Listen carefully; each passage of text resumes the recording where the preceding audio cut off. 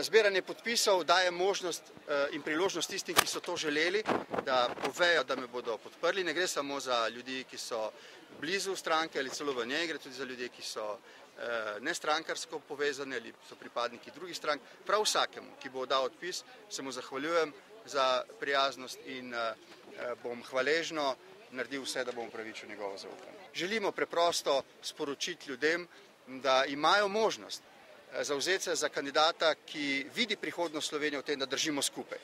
In vidi veliko nevarnost, da se že jeseni precej globoko razkolje slovenski politični prostor in s tem pravzaprav vrže globoko nevarno sidro, ki bo Slovenijo v bistvu držalo pri miru, ravno v času, ko se bo Evropa vlekla iz krize. To se ne sme zgoditi. Že med kampanjo se bom trudil za tem nagovarjati ljudi, da je potrebno sodelovati, ne zaradi razlik, ne kljub razlikam, ampak prav zaradi razlik, ki so med nami in jih je treba tudi ohranjati. Če bomo Slovenci letos jeseni uspeli preprečiti politično krizo, mislim, da imamo možnost, da rešujemo tudi gospodarsko in finančno.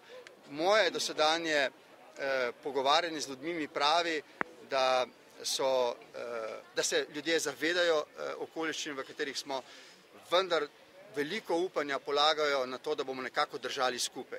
In točno to je tisto, kar tudi jaz sam iskreno verjamem. Ampak to pot naj bo ženska prva, ki ti izroči podporo in naj se ta pot v predsedniški kampanji zate dobro konča. Hvala. Najprej ne rečem nekaj na to.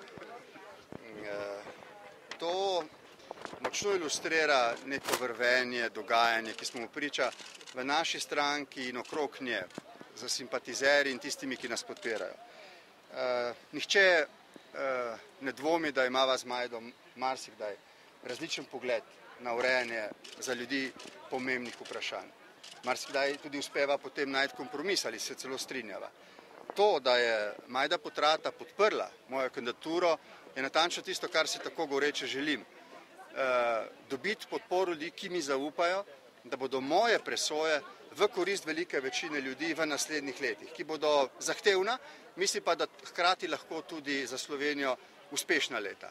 Pa nas čaka veliko novih, prijetnih, sicer utrudljivih, to moram povedati, ampak prijetnih, mestoma celo zabavnih izkušenj z ljudmi, ki ob tej priložnosti že moram reči sredi akcije, ki so odprli svoja srca nad mojimi pričakovanji. Upal sem, da se bo to zgodilo, ampak to, kar se dogaja, je daleč nad mojimi pričakovanji. Ljudje, ko vidijo, da sem z njimi dlje časa, da se trudim, da skušam biti enako marljiv kot oni, še bolj, na koncu se odprejo in mi zlezejo pod kožo. Dobar dan.